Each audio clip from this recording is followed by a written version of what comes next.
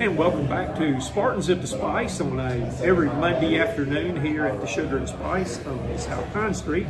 We got another special guest. We got one of the assistant coaches from USC Upstate. We got John D'Angelo with us, though, from Howell, New Jersey. That's right. That is somebody from Howell, New Jersey. You end up in Spartanburg, South Carolina. And it's a common coaching story.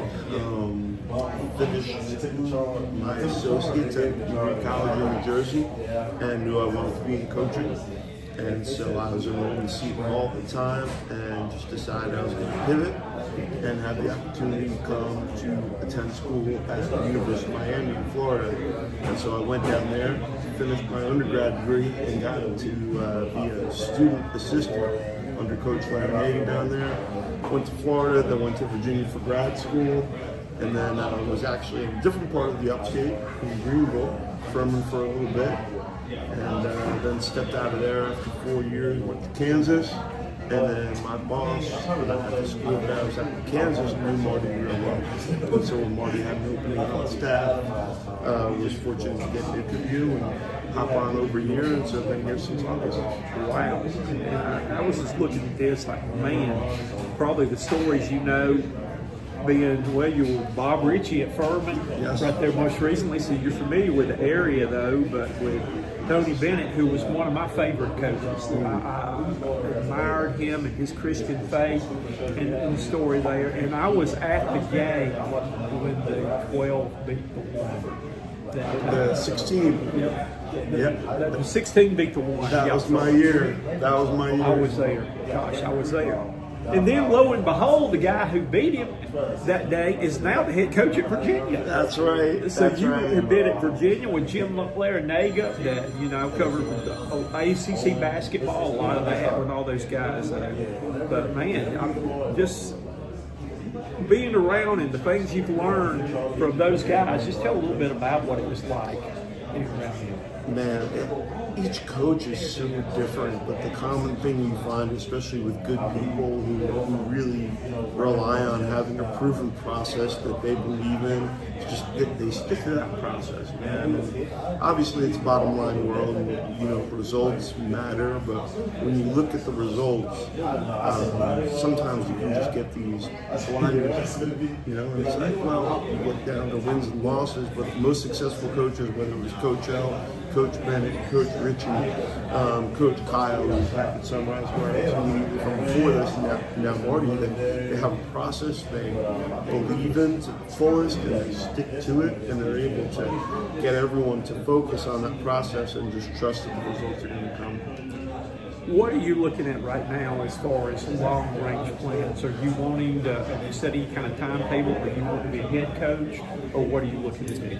Yeah, for myself, I do want to be a head coach one day. I think anytime you get this, like I said, all the head coaches are different. And so you'll find things that you really identify and you click with, as you're serving your head coach. You just kind of have your own, it's like a pot pie of things you believe in and ingredients, right? And you want to see if it would be successful, like your pot pie. But I do my best to keep my head where my feet are. I don't want to fast track things. Lots of people think that the coaching life is very linear in what happens, and I find it's way more like Chutes and Ladders, like that old game where you think you're going along, and then all of a sudden you got this little detour that maybe you weren't planning on. So I think it's very important to keep your head where your feet are and know where you want to be, but not necessarily have a rigid plan in place of predetermining how you're going to get there. Well, I have unfortunately been retired here for a little while. I miss it. I hate all the politics. That's one of the politics and the backstabbing by other sports coaches within my school there because they were jealous of our team and stuff like that. It got to the point where my bosses, athletic directors, and things like that were taking things out of me that were players and making it hard on me. And that's when I stepped aside. Never went back to it, but I ended up, I love coaching the game. I had 303 wins as a head coach and left the school I was at as all-time winningest coach, but I still sit down and I'll watch a game and I'll If somebody will come out full court pressure at 9, and we had home run plays. What we used to do, and some of the fun stuff was, and this is the 30th anniversary this year of my team at one of the high schools I coached, that we won the Brandon Championship that set all the records at the school that have not been broken in 30 years and all the stuff there. So it's brought back a lot of memories. I was talking to some of the guys about that. Whenever we're going to play a team that's going to press us a lot, I put 6 on the show team. We came up. Every day we practiced against full court pressure, we played 6 on 5. And I always put that 6th man where you want to throw that ball. And some days I would get really cantankerous. We play 6 on 5 and with no dribble. I wouldn't have dribble. We had to break it and pass it. Making quick passes. You go in bounds, we run a banana cut up the middle. He's not open. The guy who threw it in bounds would go to the opposite side, stay behind the ball. We'd swing it there and up the sidelines and go. You know what? We had basically offense where, when people pressed us, we got layups, so we got them out of it. Oh, yeah. So I miss those days with that. And out of bounds plays that I never ever played any man-to-man out of bounds.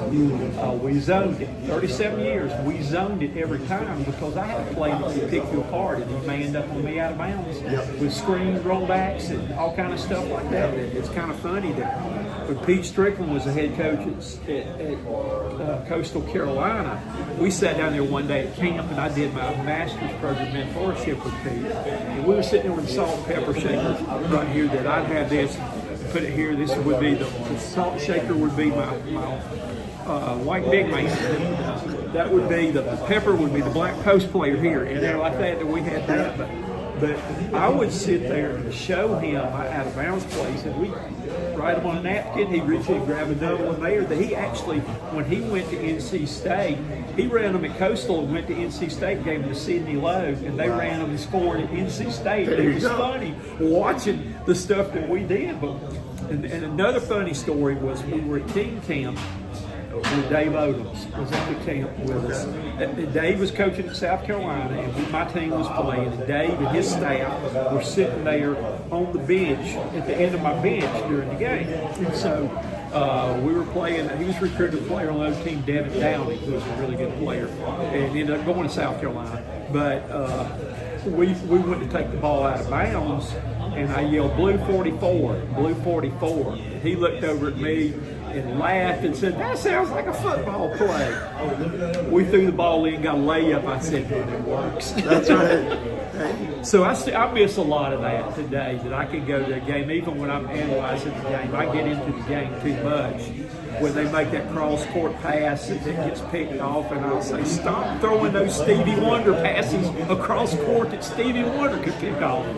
And all, but it's hard. It's hard to sit there and watch when you see teams, take the bait against full court pressure and go and catch it in the corner and immediately are double teamed because the sidelines, the next defender, they don't realize that. Sideline to the baseline. Yep. So, but I'm still a student of the game and love, learning the game, doing as much things as I can with it. So, that's awesome. But the thing I miss the most is I miss the camaraderie, because every player I coach was like an extended member of my family, and I miss the teaching of the game. That's the thing too.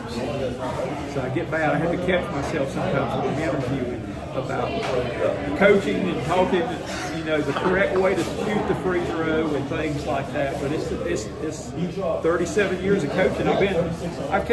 I started playing basketball when I was in the first grade, and I've either played it, coached it, or broadcast it now for 61 years. So it's kind of Hey, don't stop talking then. You keep going. I could talk all day long about basketball and tell stories and favorite stuff. But now we're gonna put you through the gauntlet. The gauntlet. There we go. All right, what month were you born? April as well. What April April the 1st. Sure, April Fools. That's all right. right. That's unique right there. All right, your favorite foods?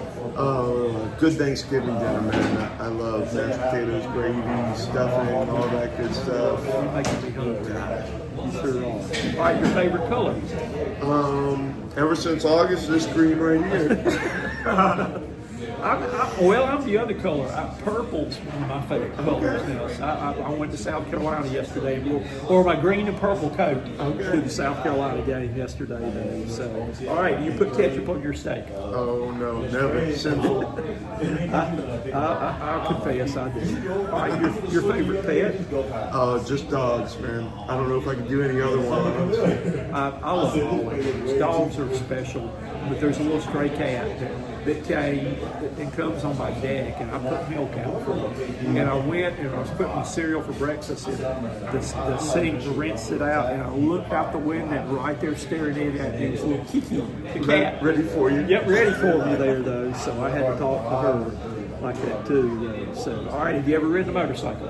I had when I was real young. I had an uncle who had a motorcycle, and so ever since being an adult, I haven't ridden one myself. But I've been on one before. I remember the first time I ever rode a motorcycle. It was going up a mountain in Kentucky. Really? It was dirt. Oh, goodness. Mountain. So I'm not saying I'm very good. All right, have you ever been skinny dipping? No.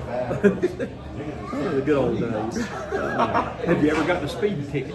No. I got 3 and 1 something. Oh boy. And I had somebody every location had a contact. Pete Strickland in Coffin, Coastal Carolina. I was down there during team camp down there one year. I said, Pete, do you know anybody? He said, give me the ticket. He got it taken care of. And then I got another one here in town. And I had one of my assistant coaches was a deputy sheriff, too, and he played in South Carolina. And I coached him in high school, so he got that one, and somebody else got the other one. I said, I got to be more careful about this stuff. So I learned my lesson there. All right, your favorite vehicle? I don't know that I have one. If I can make my own, I love how some sports cars like Lamborghinis look on the outside, but then on the inside, I'm more of a luxury guy. So I don't know that there's one car, but if I can squeeze 2 together, yep. I've got a BMW, and it's convertible, but it's got the hardtop convertible leather. Yep. It's a 2007 that I bought it used and stuff like that. But those things are so damn blame expensive. I can't take it in to get anything done for under $1,000. My dad, the German car, the Audis, he used to have and repairs on those. I mean, I love to drive that car. That thing, well, I can make it to Columbia in an hour. But I mean, I'll look out sometimes and I'm going between 90 and Speeding ticket again. Yep. I've got something in the car that tells me where the place is. That's right. Waze or. Yeah, but I had to go to Columbia for the game last night. I got to Columbia. Yeah. Well, I didn't say I haven't sped before. I haven't got caught. Yeah. Lyric and I on the way back. That's right. They're gonna be waiting for you. That's right. They're actually watching right now, listening in on us. So they say speed trap up right there, though. All right, would you rather have pumpkin pie or pecan pie? You talking about that Thanksgiving meal? Man, honestly, I would probably pass on both. We do like a chocolate cream pie. Ooh, that's good. Yeah, that's right. That's right. We've got to add it to this.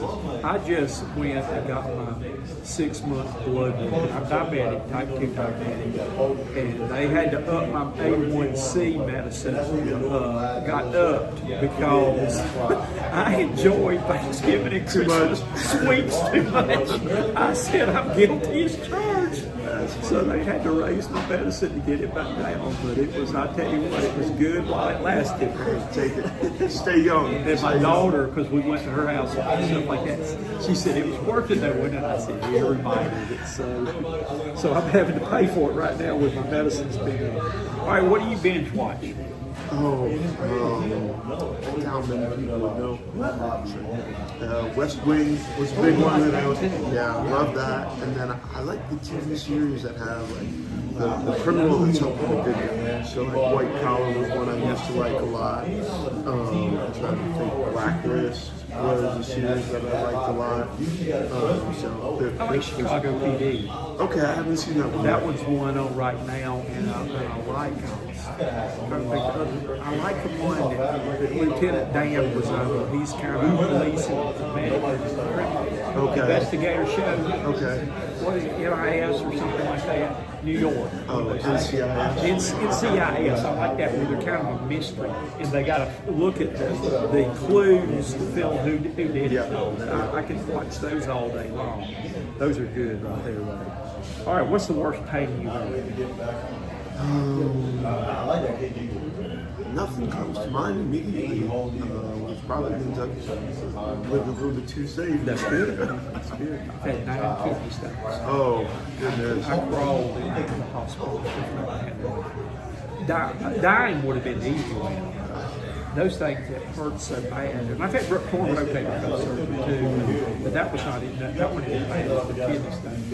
Yeah. So those are, I wouldn't wish that on anyone. I've been blessed. But I found out, I got it from drinking a lot of sweet tea and fried foods. You're getting my eyes to widen. I gotta watch out. Did I change my diet? I bet. On some things. All right, can you sing? No, I haven't met a coach who's able to sing. You lose your voice too much in practice. Can you sing? Yes, I did. I've actually been on a record before. My wife and I sang together in duets some of our wedding music. Gotcha. So my But that was mom my growing rock up- star. Being a young kid, my two star things are my two fantasies where I wanted to either be a NASCAR stock car driver, which you can see that going to Columbia going over 90. And then also I wanted to be a rock star. Really? Yeah, my mom growing up was in a choir, and she had an incredible voice.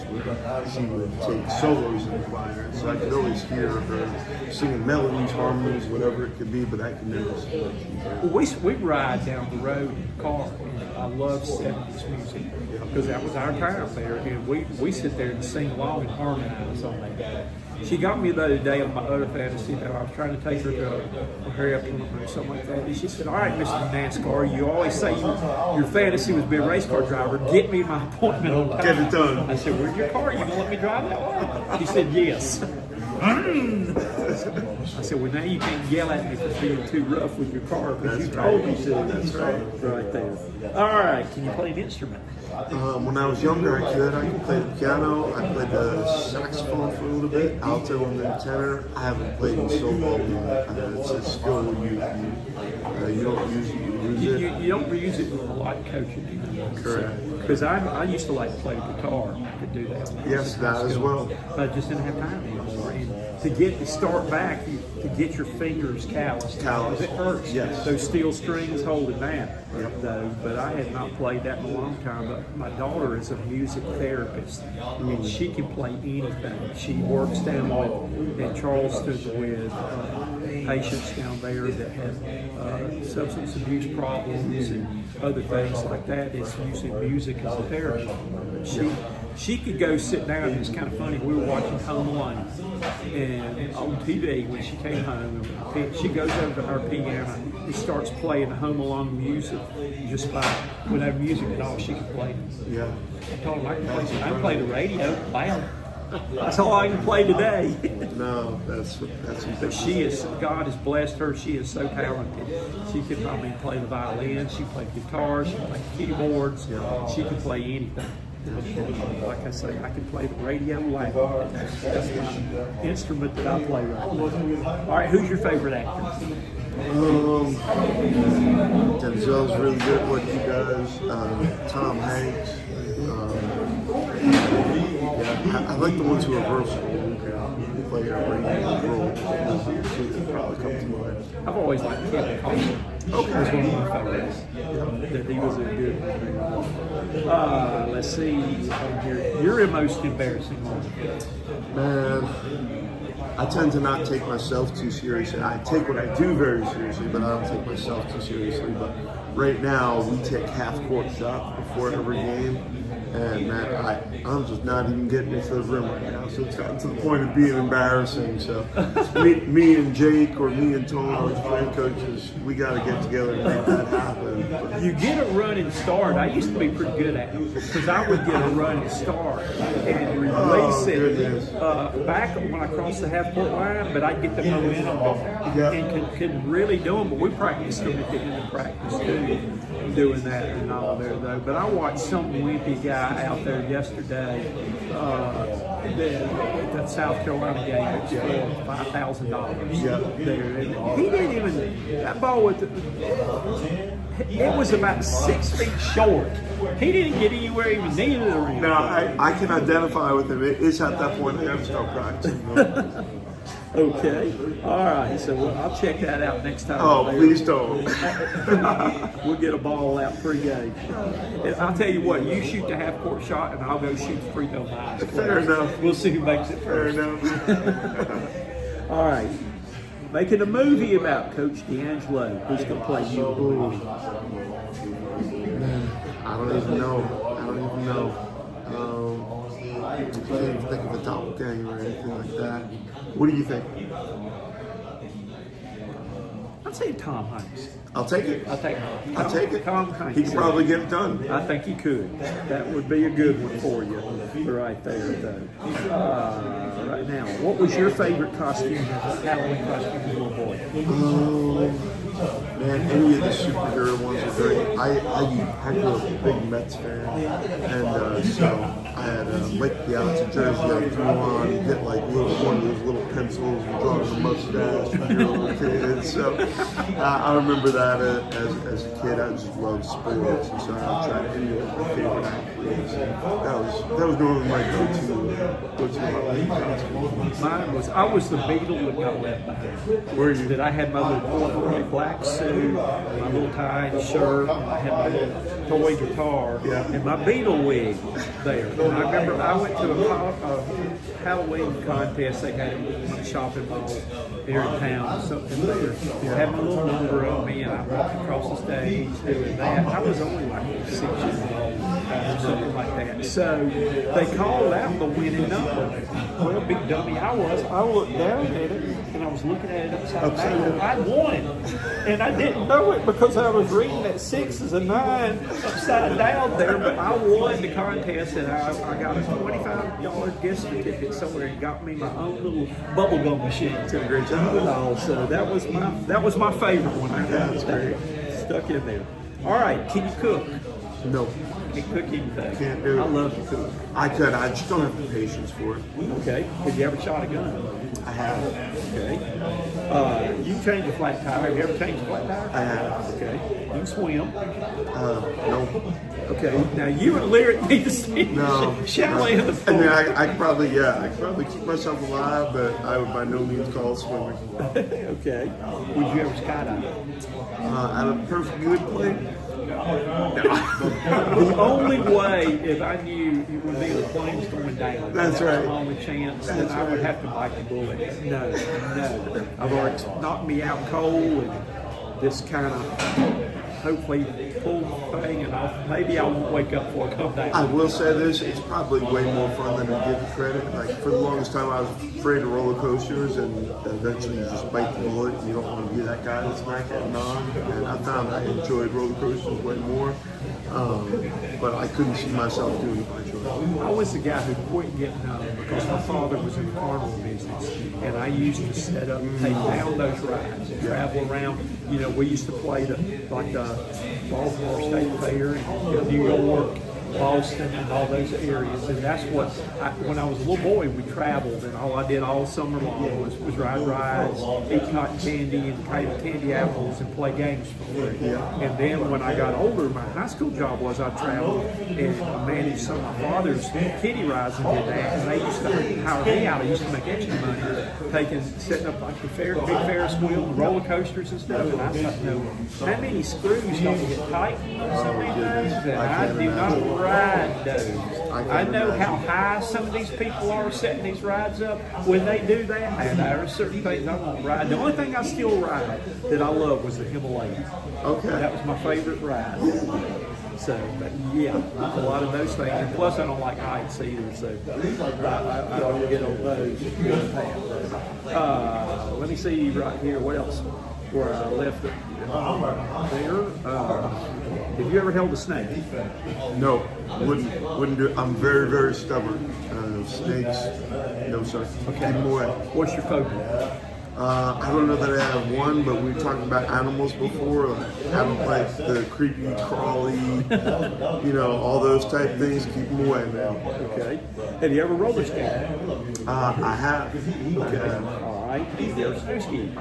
No. I love that. That was so peaceful doing that. I used to do it in high school, a little bit in college, but it interfered with, that's right there, your basketball, so you had to give it up. But I would love to try at least one more time. Yeah, I was watching the Olympics and saw, the unfortunate accident. Yeah. Man, those are athletes right there. They are. I would never. What I did coming out, and I mastered the top slopes in North Carolina. I could make it all the way down, but I didn't come straight down like they're doing. I was just zigzagging it the whole way down and over the jumps and stuff. You got your own pace. I could do it that way, my own pace. So, but right here, what would be something that would be on your bucket list?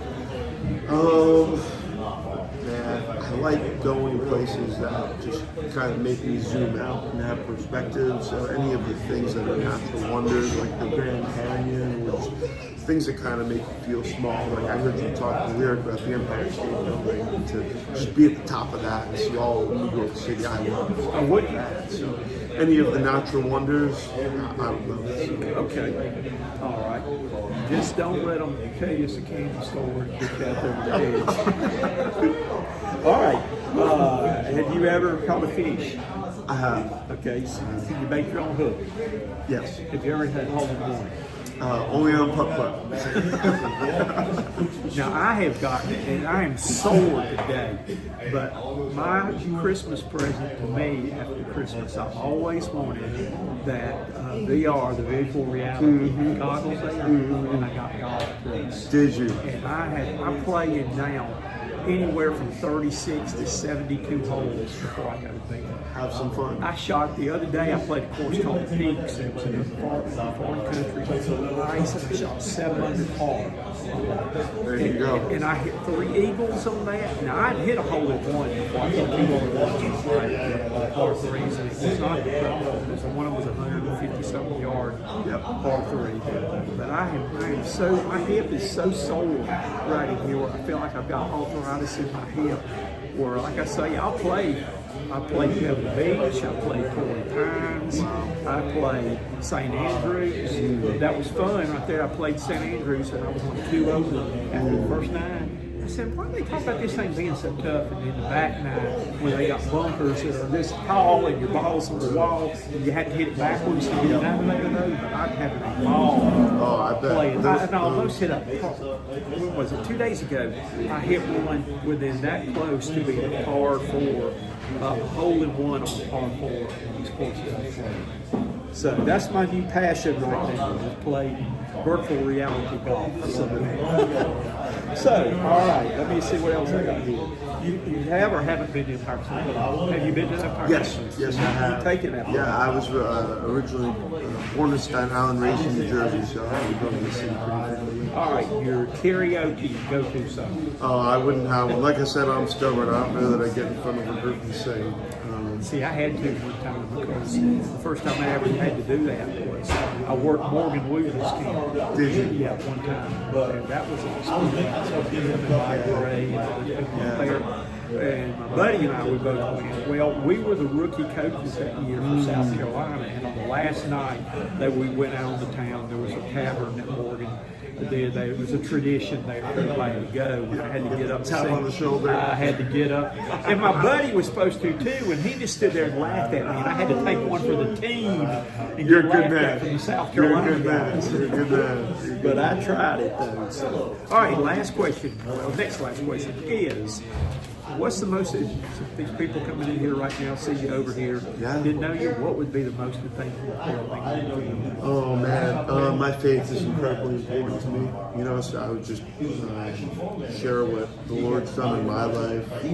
It's just been incredible. You talked about the basketball journey and just kind of being patient in each step. And, just people and process, and just trust that the Lord's going to put you in the right place with the right people. I appreciate you saying that, because I told God that if He'd ever help me get a coaching job, that I would use it and I would never turn down an opportunity to speak on His name. Yeah, I mean, you mentioned about the politics in sport before, and I don't know a single coach that gets in it for the check, but it's so easy to lose perspective of why you're in it and get really competitive with wins and losses, but you never want to lose that edge, but just to remember, like, that young guy over there with his soul, Leon Davis, he's an incredible basketball player, but he's also an incredible person, and to help him become the man he wants to become as a kid, he's going to do incredible things one day, and to help him be the best version of himself.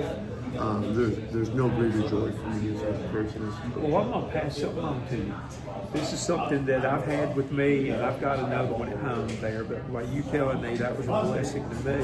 This is my guardian angel that I carry, the Serenity Prayer. That's right. That has coached every game with me. One of those. I've got a couple of extras though, but that is my like I said, my good luck charm. It is my guardian angel that I carry with me. I appreciate it. I know it well, but I do appreciate it. That's in my pocket, either my pants pocket or my sport coat pocket, where I go. Thank you. So, well, thank you for being with us, and thank you for My sharing. pleasure. That was the most important answer you gave me. My last question is, do we have fun today? Oh, of course. That's what it's all about. That's right. So, Coach John D'Angelo has been our special guest today. Good luck the rest of the season. Thank you. Maybe you need to come out and join us. We need to have a big golf outing. Oh boy, good luck. We're going to let Carmela give everybody answers. That's all. I'll let you hit the green for me, and then I'll just do the putt-putt. All right, we'll do that. We'll team up. We can have another 2 old parts and a young gun with us, so you can come join us. That's right. But thank you for taking time to do Yes, this. sir. Thank you for having me. You're welcome.